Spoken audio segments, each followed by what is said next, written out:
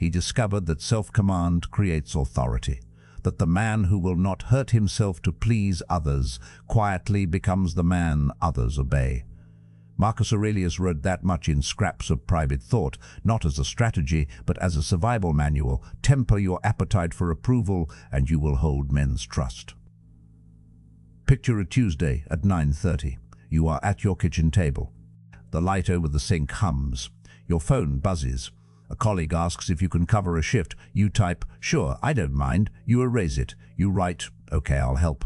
You send the message and sit very still, as if waiting to see what the world will do now that you have surrendered your time.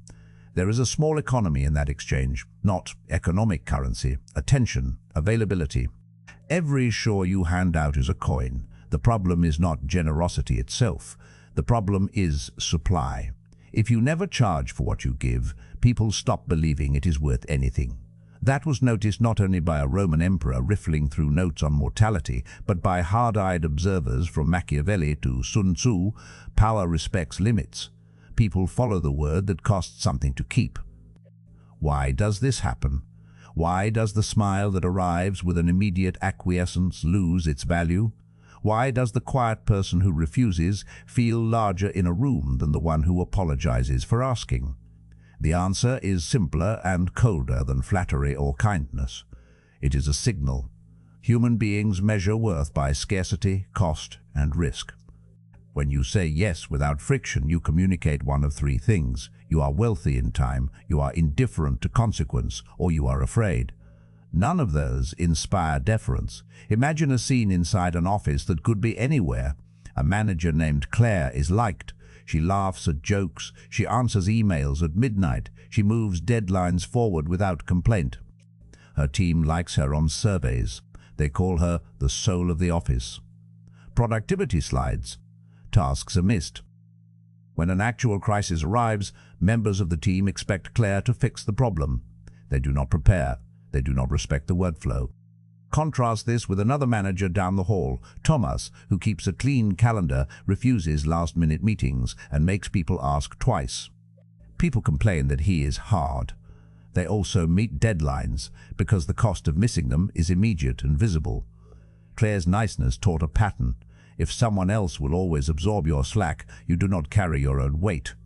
Thomas's limits taught a different pattern. Responsibility breeds respect. This is not moralizing. It is pattern detection. Social psychologist Robert Cialdini talks about scarcity as a lever of influence. Reactance theory shows that people respond to limits by valuing what is denied. Evolutionary psychologists call it costly signaling. If a signal requires sacrifice, it is credible. Saying no carries a cost. Friction in the short term, awkwardness, perhaps social friction. And that cost makes the no trustworthy. An effortless yes is cheap. Cheap things are discounted. The mechanism plays out in small movements. Note the face that avoids eye contact while agreeing.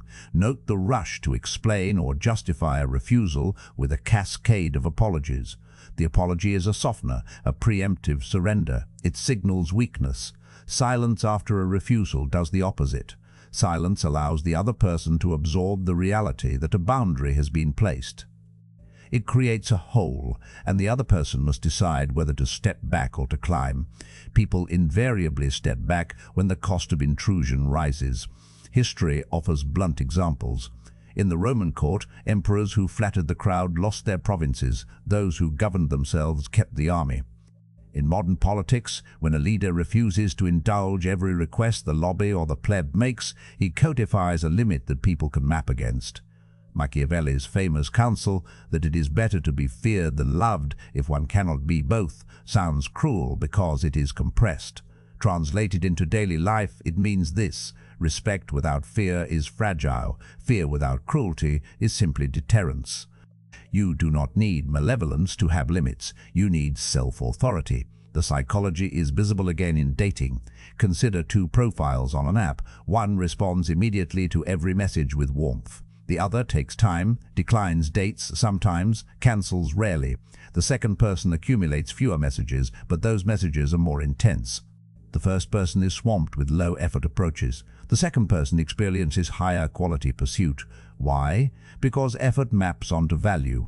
When approaching requires strategy and risk, the approacher invests. Investment signals worth. There is a moral itch here. If you begin to place limits, you will, at first, be disliked. People will call you abrupt or sophish.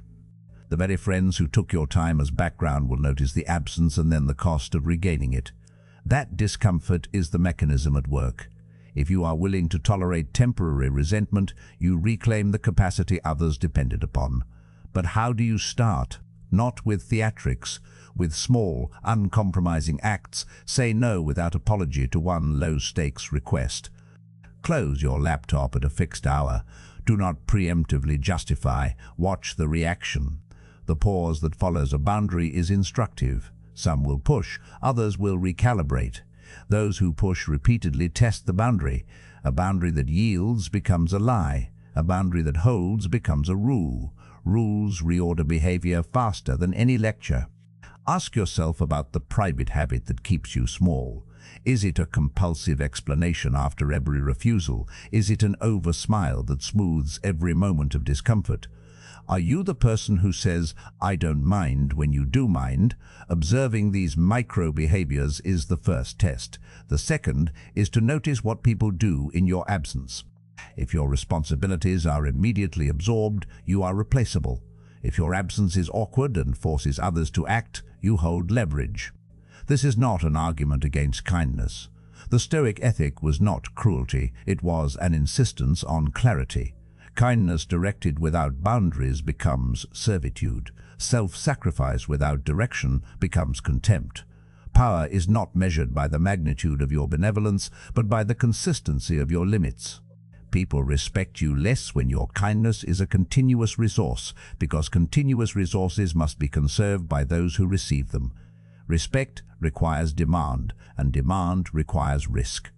What you will lose if you begin to practice limits is soft approval.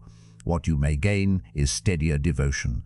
The person who stops apologizing for refusing is not cruel, he is legible, he costs something. He is, in human terms, credible. Imagine the kitchen again. The phone buzzes. Another request. You feel the old reflex. You reach for the words.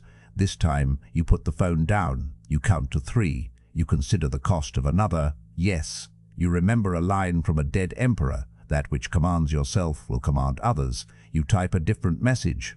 You write, "I can't this time." No apology, no explanation. Send. The silence that follows is a test. Someone will ask why, some will not. You will feel a small, unfamiliar weight fall away. That weight is not emptiness. It is the first tooth of a boundary. It will hurt strangers. It will surprise friends. You must ask, are you willing to be less liked in the short term to become less used in the long term? Respect is not fondness. Respect is a ledger of limits. You can be kind and respected, but only if your kindness costs you something substantial. Otherwise, you are simply cheap love in an overstocked market. What will you pay for your own life? If you are honest, the silence after your next no will answer.